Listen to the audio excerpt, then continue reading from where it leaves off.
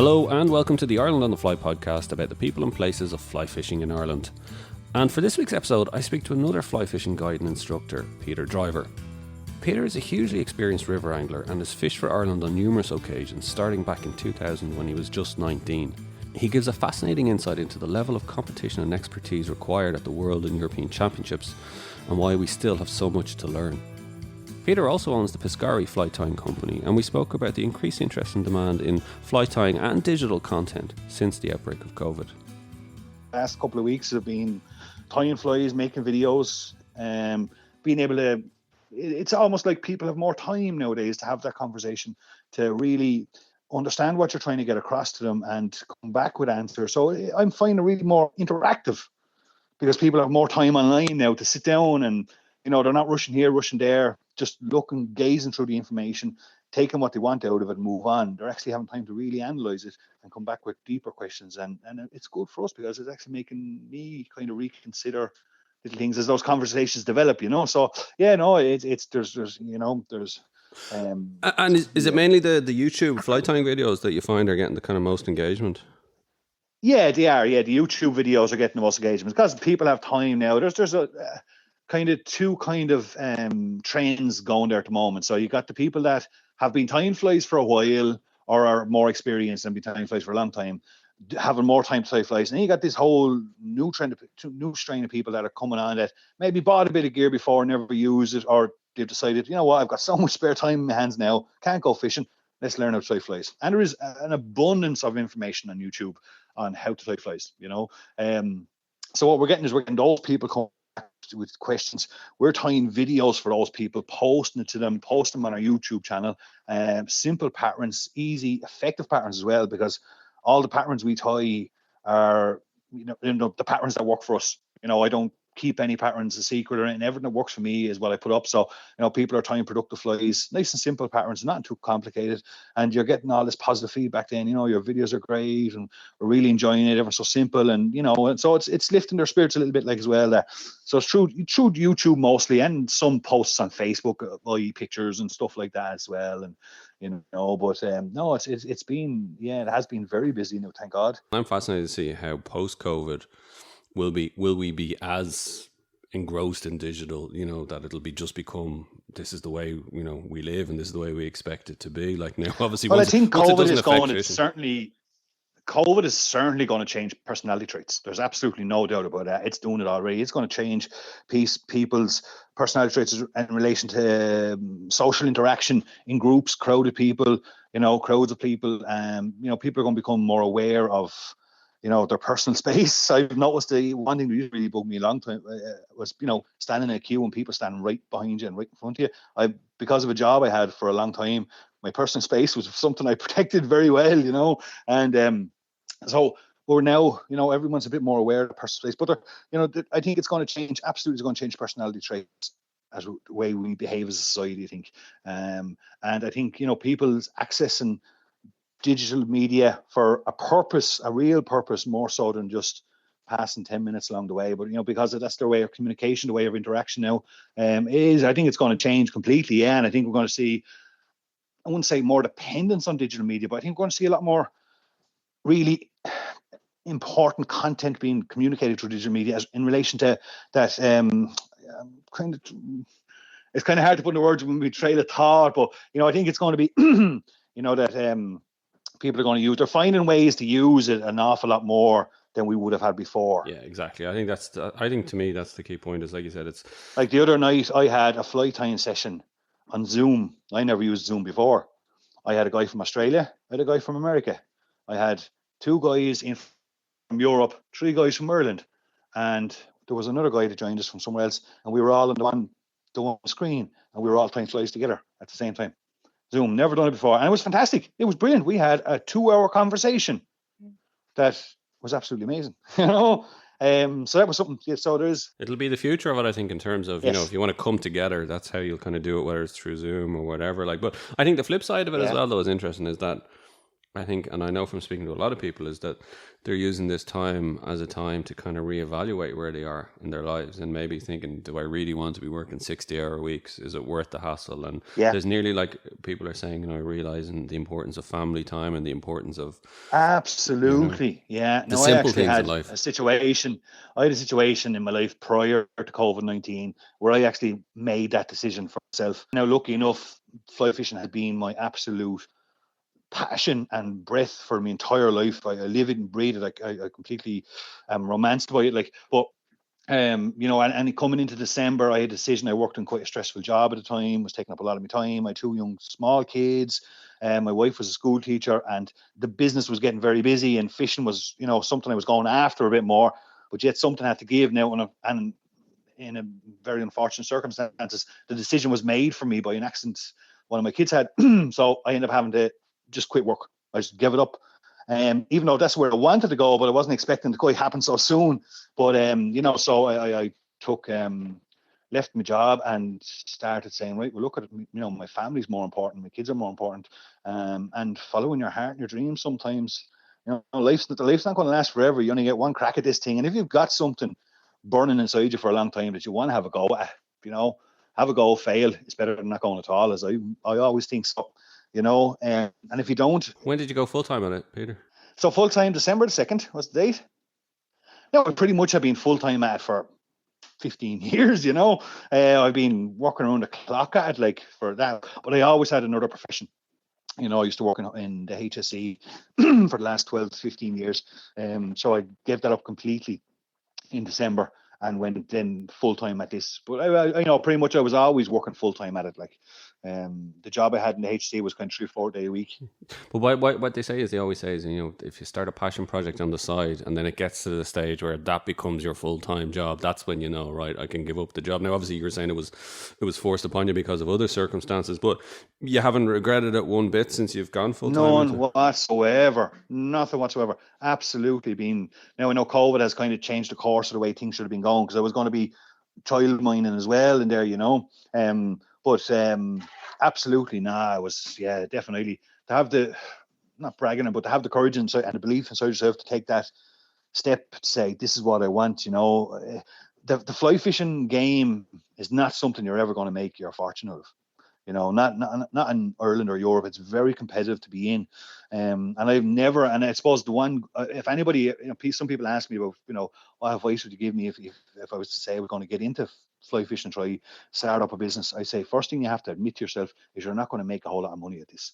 And once you admit that to yourself and don't try to become a very wealthy person with fly fishing, you'll get on fine. Just get by It's and a enjoy your lifestyle life choice. for what it is. Yeah. It's a lifestyle choice. Set your life up the way it's got. You're going to survive, pay your bills, enjoy your bit of fish, but you've got, and that's about as good as you're going. That's what you're going to get out of it. And anything above that then is a bonus. And so really, like, because I know you do guiding on the Blackwater as well, don't you? Yeah, where yeah. you We have been doing started this, down there this year with Blackwater trout and stuff. Yeah. And do you also guide on the Nore there? Is it? Bits and pieces on the Nore. I don't do a lot of guiding as such. I kind of call it more coaching. I get a lot of people that come to me that are already quite advanced in fly fishing, especially river fishing, and they want to improve, especially competitors. I do a lot of competitive coaching, and people want to come and work on one specific topic, or they want to be introduced into nymphing or introduced into some particular school of river fishing. And it's kind of coaching more so than just bringing someone down, let them fish for the day on a stretch of water and just guide them there, just make sure they catch a fish or two. It's a bit more intense. I like to do that bit more of educational, intense kind of thing. So I do a lot of that, and bits of guiding here and there. But most of it would be what I would class more of coaching. The people who come specifically because there's an issue with them, or they want to learn a particular school of fly fishing, and they come to really do an intense kind of workshop on getting to a certain level, whatever it is, that level that they aspire to be at, Because you fish for the Irish team, is that right, Peter? I've been fishing for Ireland. I went to Sweden back in 2001. It was the World Championships in 2001. Went to Sweden as a young lad, got educated out there big time, blanked 4 out of 5 sessions. Not ashamed to admit it. Was way overwhelmed, too young, too inexperienced. Rivers were just massive, and it was just, the whole thing was just. But instead of deciding, right, I'm never doing that again. I came home from that trip and I said, that's never going to happen again. So being on Irish teams on and off, to get consistency on Irish teams in Ireland, you need a little bit of luck there. There's 1-day qualifiers. And if you draw the wrong peg, you draw the wrong peg. If there's no fishing, there's nothing you can do about it. That's just it. That's the qualification system. But I've been on and off them quite a bit for the last 20 odd years. And the last one was the World Championships in Italy, just gone last year. Or was it the year before? I'm really forgetting the years now. The days went first, then the weeks went, then the months, and now it's the years are gone. We don't even know what year it is anymore. I think it was a year and a half ago. So it wasn't the last summer, it would have been the summer before that, the September before that. The World Championships ran in Italy, in Trento. So I was the Irish captain at that one. Captain the Irish team at that one. But I've been on and off, and I do not only the FIPS Moosh World and Europeans for Ireland, I do a lot of Open European Championships as well, in Wales, in Italy, and all these. I travel for tournaments. I just find tournaments, not because you're looking to win, but I just find them such a great place to learn. They're a great place to learn because you're controlling, you're watching other competitors. It's where the cutting edge is. And if I can get that information, process it myself, and then feed it back out to my customers, and they all feed into that as well, it becomes a very positive kind of place to to be setting up a business in, and trying to run a small business, because people want that information. Tell me about any highlights for you, Peter, over the between the Euros or the Worlds that stand out for you, and all the different competitions you've taken part in. The biggest highlights would be the friendships you make, I suppose. The camaraderie you would have with your fellow competitors, be your own team and the other teams. You make friends. It's people often ask me, why fly fishing? Why you so? What's about it? Like, who just don't get it? I say, well, look at it this way. You put two soccer people at a bar together, within 10 minutes they're fighting, arguing over who's the best team, or who's going to win the Premiership, or who's going to win the All-Ireland, whatever it may be. You put two fly fishermen at a bar, within 20 minutes they're telling each other's life story, and they're mates for the rest of their lives, probably even be closer. So it's the camaraderie, the friendships you make throughout it. Real highlight, if I pick one moment in them, well, look, you always have to look at when you do really well. There was a couple of times that we were lucky enough, myself and a few of my teammates, to do quite well in tournaments. They're always, because you put so much effort and energy into them, it's always nice to get some reward. You're not going to get a reward. You do badly in an awful lot more than you will do good. So just to get another one every day, every odd trip, it just helps you kind of say, right, okay, we just need to work that bit harder for next one, and we might get that bit closer. What was the best finish? Best finish we ever had, we won a couple of Welsh. The European Greyland Championships to be held in Wales every year. Been on and off. They've been on there for about 30 odd years, I'd say, nearly, approximately. And all Greyland during the month of December. 3-man teams, fantastic competition. Was ran by the Clinglannon Angling Association. Really well ran. And Hugh Morgan is the main man there now at the moment, and he does a great job in it. Like, it's a real friendly competition, but still very competitive. These competitions, they're all very friendly, but there's still competitions at the end of the day. But a very, very social competition, very nicely, very beautiful place, beautiful river. River Dee for Greyland is amazing. One of the best rivers in Europe, without a doubt. So they hold this Greyland International there. Country or teams from all over Europe come to it. So we happen to manage to win it twice. For an Irish team to go to a Grayling River and win that twice, we won it twice, and we got the silver medal within 4 years. Yeah, we got lucky. We got lucky with some draws. We got lucky with techniques and flies, and it just worked for us for 4 years. So we did really, that was like, we're very proud of our achievement over there. So that was great. The Piala Cup 2 years ago in Italy, we got the silver medal there. Myself and Dave Donovan, 2-man team. Again, there was 78 teams in that from all over the world, because it was the pre-competition to the World Championships, and we managed to get second place. We jumped on the second day, it was a 4-session competition over 2 days. So after the first day, we were in 17th place, and then we knew we had to work hard at night. We knew we had 2 tough enough beats next morning, but they could produce something, especially if we really worked hard at it. So we sat down at night, made our game plan, really focused ourselves, and we went on to win our 2 sessions on the Sunday, which jumped us from 17th up into second.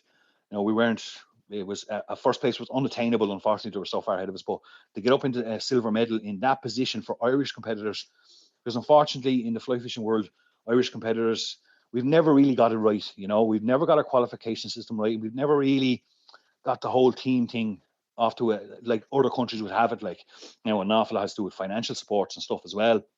But so for an Irish team, any Irish team, be it ourselves or any other Irish team, it's great to see Irish teams up, competing at the highest level and showing that we're as good. Technically, I believe Irish river anglers are as good as any other river anglers on the planet. And I'll have an argument with any man any day about it. Technically we are. I think our psychology and, that's where we're kind of lacking a little bit. Self-belief, our attention to detail, that's there in other countries is kind of where we're kind of letting ourselves down an awful lot, or a little bit that's just not getting us up to the top level. Well, and is a lot of it to do with the qualification system? Because you're not the first person I've heard give out about it. I think in some ways it needs change, in some way it doesn't. Now, if you can picture, it's very democratic. So the way we qualify through for the World and Europeans is very democratic. So you can go to a provincial championships, catch some fish, come in the top 20, go to an All-Ireland provincial an All-Ireland interprovincial championships, and get in the top 3 and qualify for fish your country. I totally agree. That's it's very democratic. It's very fair. Everyone gets their crack at it, which is right, because if I didn't get that opportunity when I was 19 to go to Sweden and get that education I got in Sweden, I certainly wouldn't be in the position I am now with the desire and drive to get the knowledge that I want to learn and stuff.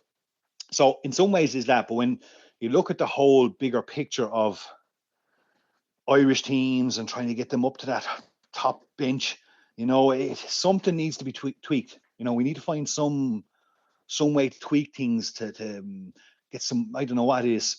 The answer has been toiled with for as long as I've been involved in federations and stuff for 20 odd years. That answer, there's been countless debates had about it. The answer has never came to the fore yet, but it needs to be looked at. It needs to be looked at if to find some way to find a balance there. How do they do it in France or Italy? Well, most of those countries would have some kind of a qualification system, but they would have a lot of consistency on their teams. So like the same guys would fish regularly. They would fish regularly for their home country on your World and Europeans. And if you're fishing regularly on world championships and European championships, obviously your chance of that little bit of luck that you need is going to come along and a bit more often. But your knowledge and your professionalism rises too, So, it's a complicated one. It's. I presume as well they'd have a lot more sponsorship funding. That, of course, yeah. Well, if you have a team, if you have a team that's performing at the highest level and it's up around the top, like the World Fly Fishing Championships is the number one. There is no other World Fly Fishing Championships. That's it. There's only one. So, if you have a team that's competing up around the top of that, absolutely, fly fishing sponsors, that's the team you want to be sponsoring. They're the ones that you want promoting your product. So obviously naturally brings along an extra bit of sponsorship, Any anglers from that you've competed against that stand out, time after time, that are just consistently top notch? Well, I would, look at Pascal Conrad. I was lucky enough to fish against him in Sweden. That time he's a Frenchman, outstanding. You have the Santi brothers from Italy, absolute gentlemen and just on another level. You look at the Czechs like, Lubas Rose and them lads, they're all, fantastic anglers. And, David Arquet from Spain, another absolute amazing angler. You can list them off. They're all good, fantastic anglers.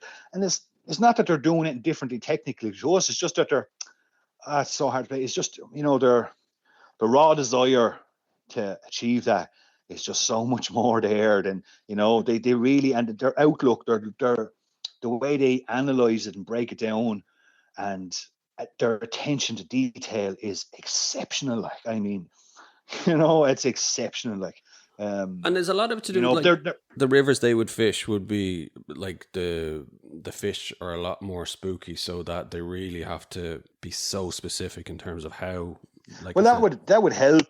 That helps an awful lot. Being fishing for very difficult fish, and Ireland is like we're absolutely so we got so many rivers. It's ridiculous, like and lakes, like so. When you've got miles and miles of them, it's not as if you go in and fish one spot and that's it. You're done for the day. You can keep walking for 5 kilometers in most directions, when you park up your car in most rivers. So, you go in, you take a couple of fish out of this run, you go to the next one, take a couple of fish out of this run, go to the next one, take a couple of fish. And at the end of your day, you've got 30 or 40 trout. That's a fair haul of fish, where, maybe a bit more focused on development and stuff, you might only choose one little piece of water, 300-400 yards long. And it might be the fast water, it might be the nice slow dead water, and focus your entire day on that. And, pick out those fish. And that will certainly give you a much more comfortable feeling when you get the draw and you look at your water and you go, that's only 300 yards long. It's all flat water. What the hell am I going to do here now? Because, oops, I've never fished that kind of water before. Or it's a one fish. It's a one fish beat. There's only one. You're only going to get one fish out of it. That when you walk up to it, that this is going to be really tough. You've been told it's going to be really tough. Possibly one, maybe 2 fish out of it. So you're, to have the concentration level and the self-belief to make that happen then is that's the kind of stuff that we just can't seem to get into our kind of approach to fly fishing competitions that likes those guys do. They will stick it out, they will grind it out, and they'll finish as strong in the last 5 minutes as they would have started in the first 5. But what it sounds about though, you're kind of nearly saying our abundance of fish here is is not an advantage. Yeah, that it's great for the that's exactly it. It's not an advantage. It's not a bad thing. It's fantastic for the casual to have our angler, wild rivers here. Yeah.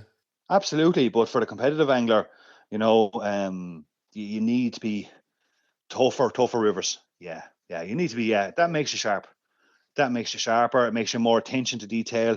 You don't take, if you go down to the shore and or parts of them rivers would have the big flowing runs, abundance of brown trouts in them, which is amazing seeing. It's great to have them. And you fish away there, you throw 20, 30 casts, you miss a fish here, you take a footstep wrong and you might spook 2 or 3 and sure what the matter. There's another 50 or 60 there in front of you. Anyway, sure. You're still going to end up with a beautiful bag of trout and and rightly so, be proud of your catch. I don't think there's any trout there easy to catch, but where if you actually went into a small little run, there's only 2 trout in it, possibility of only catching one of them, and you're only going to get one crack at them. Tell you, you'd be very careful of where you put your feet, and you'd be very careful of where you put your fly. You would do everything in a completely more intense manner. And the intensity those guys can get into their fly fishing when they're in the zone in the championships is awesome. There's no other word to describe it. It is awesome. They are athletes. Them boys, they are absolute athletes. And the physical endurance they go through a session. We all try to aspire to get to that level of physical, and it is tough. A 3-hour sessions in a major championships is absolutely, you'd be knackered after, but mentally and physically. But the level that they can reach is just awesome. Yeah. So tell me this, Peter. Is it Thomastown you grew up near, or up beside the Nore? No, I grew up in Rathdrum in County Wicklow, up in the Wicklow Mountains. Grew up in Rathdrum with the Avonmore River there. Spent my whole childhood on that river. And if you're talking about river that's challenging, that's a challenging river. That's a fast flowing, acidic, high acidity mountain river running across granite for probably 1 million years and has bored its way down through this canyon that runs down through Wicklow, the Vale of Avoca.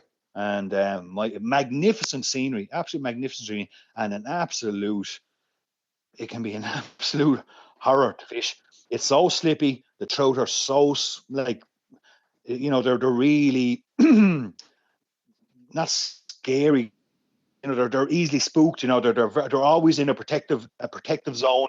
Because they're protecting themselves from all kinds of predators and from floods and that kind of stuff. So in and around all those boulders, there could be 3-4 foot gaps, holes going down into tunnels, whatever it may be, because it's bored its way down through the rock for so long. So the trout have so many places to hide. So you really have to have all your wits about you fishing that river. If not, you're going to end up with a blank. You're going to end up going swimming a couple of times. Great river to grow up on and be educated. Yeah. Educated on that river. What a beautiful. Did your father fish, or was it in the family, or? Yes.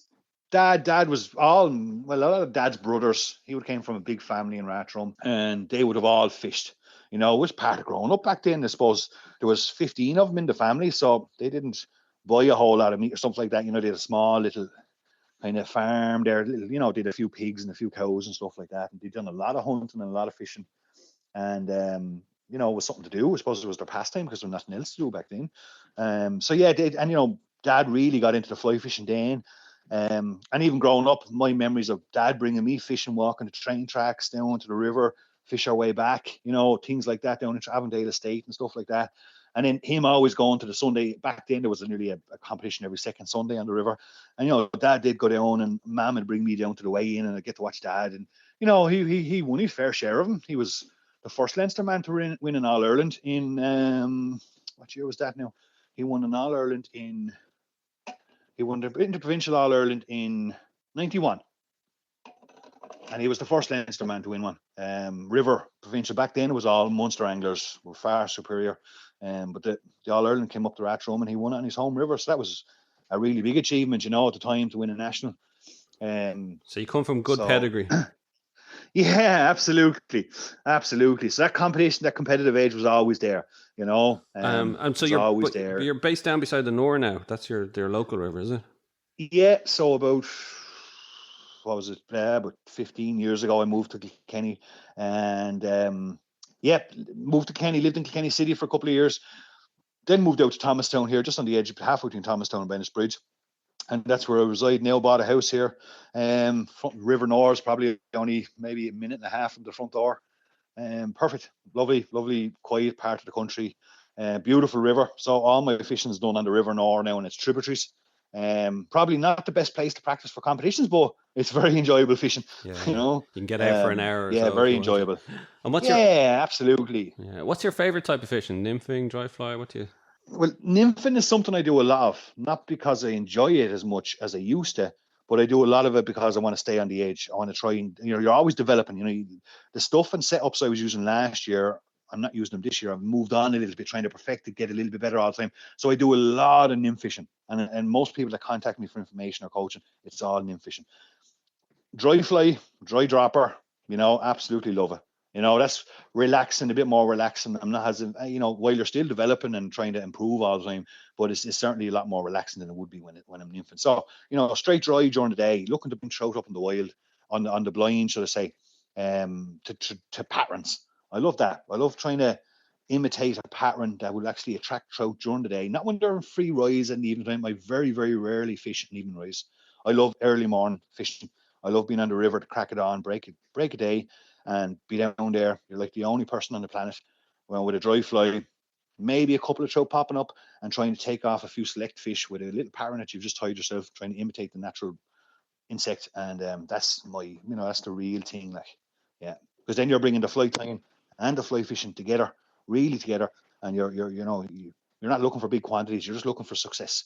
And for me, being able to get a trout to come up and even look at it, that's success enough for me. I'm happy enough with that. So you're making me wet my appetite here. You want to get back out in the river now, and you're hearing you talk about it. Actually, I have to say I like the nymphing in the sense of I've 3 young kids, so kind of the opportunities I get to fish are quite limited at the moment, and usually it's the shores near me, 5 minutes down the road, and usually I find the best time is the kids go to bed and I can get out for an hour or two, and at least I know with nymphing you're guaranteed to kind of put a bend on the rod. That's it. If absolutely. If you've got short time, it is great, be able to get down for an hour. You'll get into 1-2 spots and you'll catch a few fish, get to, feed the habit, and then, perfect. Absolutely. There's no doubt about it. That's the joy about river fishing as a whole, is that you can just do, I fish 7 days a week when I'm allowed, outside of COVID-19, but even though the river's so close to me, I still won't go, I won't dare, even though I take the dog down for a walk, because there's nothing between me and the river, only land. I'm not going through any gates or touching it or nothing. It's all private area, so no one can get down there, only myself and one or a set of neighbours. So I still won't fish because it's the principal thing. But when I am allowed to fish, I'm on that 7 days a week. Like most mornings, I'll get up and the first thing I'll do is head down to the river, throw an hour or two, do an hour or two casting, or catch a couple of fish, and then head on. Head back up, just go down to Thomastown there, and and lovely little spots, so it's great. Well, since I have you here, I'm interested in you're saying you've changed your setup now for this year. Give us an insight into kind of the nymphing setup now. So I see kind of more. I'm always reading and researching a bit and trying to think of something that's a little bit more to educate, more so than to get people's minds thinking, more so than to try and improve my kind of performance as such, if you get what I mean. And what I kind of analyzing what's kind of the way people are developing and stuff like that. When someone comes to me now, what's the new thing? it's, as regards indicators, let's say, you have your setup, you have your rod reel, you have your tapered leader, and then you come down to an indicator. And then from there, you have your nymph placement after that on your tippet. And what I'm saying now to guys is, like, that we're becoming far over reliant on the indicator. All our focus and all our energy is going into that indicator. We're staring at it. We're looking at, we're looking for that indicator to indicate to us when there's a fish. And what's actually happening is we're missing more fish than we're catching, because we are focusing on the indicator and we're not focusing on the only two things that can catch us a fish, and that's the two nymphs you have on. So what I'm actually doing, if a person comes to me now for a bit of coaching, we get rid of the indicators, no indicators whatsoever, tapered leader, down to yoke, none of that. And it's like when you say, if you lose one of your senses, your eyesight, your hearing, your speech, whatever it may be, what happens to your other senses? They magnify, right? They magnify, they sharpen. Take away that indicator that you've been staring at solidly for the last couple of years. Take it away. You're no longer relying on that. What are you relying on now? You're now relying a little bit on sight, because your leader, you still spot your leader moving, twitching, whatever, but in far subtler ways. But you're relying now more on feel. You're relying more on the most important thing you have to have when you're nymphing is contact. If you don't have contact, you don't know what's going on with those nymphs. And you must have contact. So you take away that indicator it's sitting on top of the water that you're waiting for to give you, and you have to now really focus on your contact, your sensitivity, the feel you have in your setup, not only in as regards feeling, but you've got if you're not getting the transformation of the tips and the knocks back up through your rod, through your handle into your hand, well, then you need to change your setup as well, so you got to have the right equipment that'll allow you to achieve this. But then, so that's the way we're kind of going now, is making people focus more on what's going on with the nymphs and less of what's going on with the indicator. So we're tight lining all the time, we're always in contact with those nymphs, we're in control of those nymphs. So let's say when you want to move, let's say, like I can, go into 6 inches of water with, okay, maybe not say 6, let's say 12 inches of water with 2 4mm beads and not get snagged in the bottom, because I control the depth of my beads, because I'm in touch with them, I'm in contact with them, right? So if I threw them in, hit the water on the surface and literally rip them back across the surface of water, they won't even sink an inch, because you're controlling the depth of them. Now, an awful lot of people, when they're maybe focusing a bit too much on their indicator and those nymphs are being less settled to the bottom, they're getting snags, they're getting caught. Now, you do have to be on the bottom to catch fish. Don't get me wrong, we must be on the bottom to catch fish, because that's where they're feeding. So, they're getting bits of dirt on them, they're getting caught in between the stones, whatever else. Or if you actually focus a little bit more on tight lining and get that drag just right, cast it up, let them filter, and then get the contact straight away and keep them. You can control the level of your nymph, through counts. So we're counting. We're always counting in our head. So when I throw in the first cast into a particular piece of water, I'm counting how long is that nymph going to take. It might only take a couple of seconds, maybe even less. Get down, then keep contact. I get snagged in the bottom. The next time, I might keep that contact a little bit quicker, stop that snag coming in. Not only that, when you keep that and you have that count going on your head the whole time, you are, and you've got that contact. Any fish touch those nymphs, you're locked into them straight away. You don't even have to strike. You're just automatically locked into them. So when you're fishing fast, hard water and you fish that meted, it's very aggressive. It's very efficient. And you're going to do an awful lot more casting and catching than the guy next to you, if you can get the sense of what I'm saying. And what we would do then is once you put your flies exactly into the zone of where they need to be, you start counting again. So I'm fishing a run, say in Thomastown, where I know I'm going to get probably 30, 40 fish, because it's absolutely choked with fish. And what I'll do is, when I get the first one, I'm counting again. So as soon as I get down to the zone, I'm getting the contact and going 1, 2, 3. Oh, there's a fish, grand. Next cast, 1, 2, 3. Oh, there's a fish, grand. After that, I strike on 3 every time. I don't wait. You just strike. It's called anticipated striking. You know the fish are in that zone. You know your nymph is in that zone. The chance that a trout has that nymph in his mouth at that particular moment is about 70 to 80%. Just strike. Don't wait to go to 4, 5, 6, 7. Let it swing around you. Cast again. Because you do that over 100 casts, you've just wasted a lot of time waiting to get that. We're actually, if you did it, and I know myself and Dave, the guy I fish an awful lot with, we did that last year in the Blackwater Day, the tournament down there. It was on the strike of 3. We struck, and our catch rate was And there was a big difference there between some of the guys that were on the beach before us and then say our catch rate. We weren't waiting to see if we want to take it a little bit longer. We were just fired in, 1, 2, 3 strike, fired in, 1, 2, 3 strike, fired in, 1, 2, 3 strike, and we covered an awful lot more water, and we had an awful lot more strikes than most other people had. Hence, we had an awful lot more fish. So little things like that. It's about having all those little things in your bank that you can go down and just adjust on the day. There's very rarely you'll get 2 days the same or 2 pieces of water the same. Trout are different, atmospheric pressure, cloud cover, sunshine, wind, water levels, water temperatures, everything like that plays such a big factor in trout's behavior. You just don't know. But what you do is over the years is you build up this whole little bank of skills and very subtle little things you can do. And that when you go to the river on the day, you make an assessment. This is what I'm going to go at. This is how I'm going to approach these fish. And if it works, great. And if it doesn't, you're making small little adjustments within the first few minutes you're there or whatever it may be, or half an hour.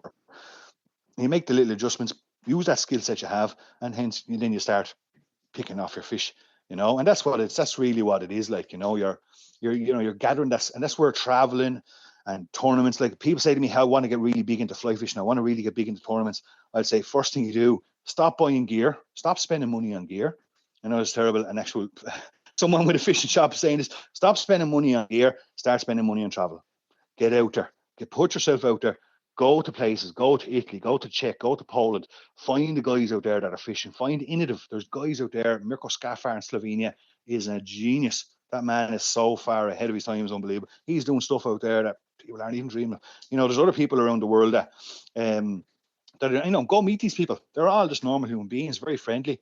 And that's how we got educated. I travel 6 or 8 times, maybe some years even 10 times a year, all across Europe. Just meeting people, fishing tournaments, getting fishing here, fishing there, education, and it's just a love for it. And I'm not trying to ever achieve totality in my fishing knowledge like this. That's unachievable. Well, I have to say your passion is coming through, Peter. That's the best thing about it when you speak to people like yourself who are just so passionate about what they're doing, and it's so admirable as well because you've decided to kind of dedicate your life to it. So tell me about Piscari Fly that you set up, and what it does, and how people can get the products, and tell me a bit more about the setting up of the company. So when I set that up about 4 or 5 years ago, it kind of was just a natural progression from where I was at that time. I was tying flies kind of semi-commercially at the time, using that to kind of fund, a few trips here and there, whatever, throughout the year. I know it's just demand because you were in the competition scene, you were putting yourself out there a bit on social media. People were asking, "Oh, would you tie me a few nymphs? And I had never any problem sharing patterns, and people they were delighted with the results, and then they'd come back for more and more. And I just grew, and then a time came where I found it really difficult to access quality tungsten beads at a large volume through online retail stores, and it was very frustrating. Same with hooks and stuff like that. So I approached the manufacturer in relation to tungsten beads, and the quality tungsten bead just wasn't there for me. To really, again, going down to micro details, the quality tungsten bead it can be, never be underestimated. So got into it. I spent 6 months to a year working with them, got exactly the bead I want, the cuts, the quality tungsten, the anodization process, exactly the way I wanted it, and bring them in. But in order to bring them in from a manufacturer, you can't bring in 2,000 beads. You have to bring in at least 50 to 100,000 per order, So that's a lot of tungsten to be left lying around. So, then started kind of just dabbling away a bit, sharing that out amongst friends and stuff, and offset the load a bit. Same with hooks. Got into Duhaku. Always liked to do Haku hooks. Got into them. Told them the story. Commercial tire kind of getting bigger at it, and would love to tie full time in their hooks. So kind of struck up a thing with them, and then just from then on, it just grew. And kind of after doing that only for a couple of months, I said, right, this needs to be a company. This needs to be business. There's potential for a business here. I'm getting a lot of interest. Speaking to a lot of my friends and stuff, and said, look, why don't you? There is a market there for someone that is really honed in on that area of, river nymph fishing, with the experience that we would have and the skill set we'd have to really know the product. And that's the one motto when I set this whole thing up. I don't sell anything I don't use myself. So I can stand over every product. I sell only Hanik, and I sell only Duhaku hooks. I turn down other brands because I don't use them. I sell Shogun, I sell Hanik Tippet because That's the only stuff I use. I sell my tungsten beads. I use a lot of Sabaya dubbins. Tommy fly trades I use a lot of. So everyone that comes to me with a question about a product or a new or some kind of what they're using this or what they're using that, I can give them the full rundown of every little product I have, because I use it myself. I trust the product, and customers feed off that too. I think they get a bit of satisfaction that they know they're not just being sold another product, that I can stand over the rationale of why I'm going to sell them that product. So. And I suppose have you been busier now because, like we said, because of COVID? Now people are really kind of turning their attention to fly tying. Oh, absolutely. Yeah, it's been like it's grown from strength to strength. Every day there's more and more orders coming, which is great, because again, I don't take anything out of Piscari Fly. It was never set up that way. I've never done this to make money out of Piscari Fly. Everything I get goes back into the business immediately. So as soon as I, at the end of every month, have something left over after paying off the bills, well then, that money gets invested in new product or product development, so I can bring even better product or more product to the customer, and that's the kind of way we've built this business. A cousin of mine has kind of come on board a bit more now over the last year or so, Mark, and he's again as passionate about it as I am. So the two of us bounce off each other a lot. We're looking how to develop, how to information share a bit more, really specifically looking at individual products. Will this suit us? Will it not? We get it in, we test it. It's okay. Maybe we'll give it another while before we maybe introduce it to our customers and stuff like that. So we're building slow. We're small, and I have no intentions to become a big superstore. Just want to stay very small, very niche, very kind of focused on our customers, focused on our product range as regards modern nymphing techniques, that kind of stuff. And really, hone in on a key set of products that just keeps us tipping along and keeps us living the dream. Being completely submersed in fly fishing without getting over the top or without getting too commercial.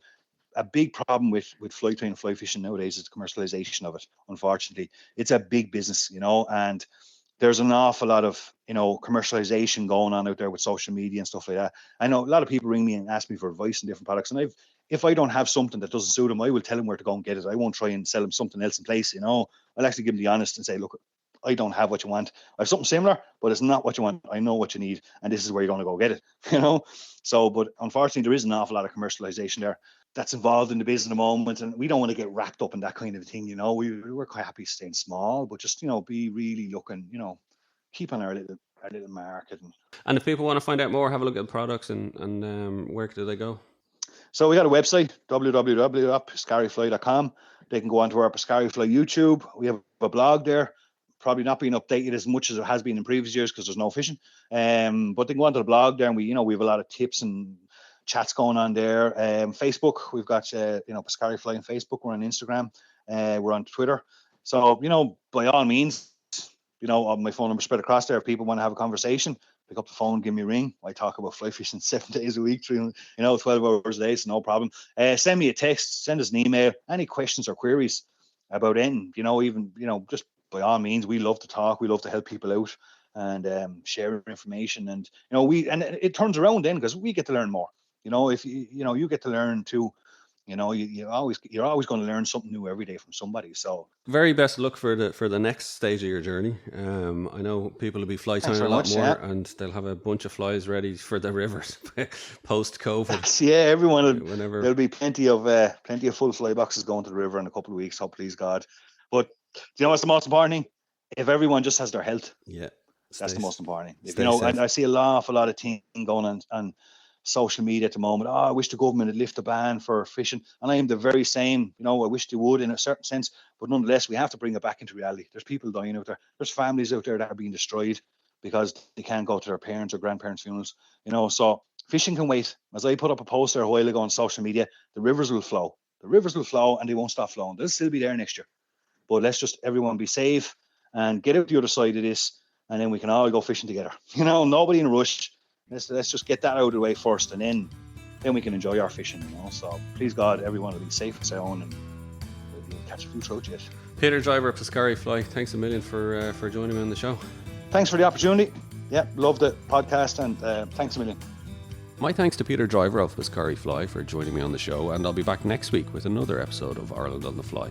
Don't forget to rate, review and subscribe to the podcast on Apple, Spotify or wherever you get your podcasts from. You can also keep in touch on IrelandOnTheFly.com and on Instagram at IrelandOnTheFly.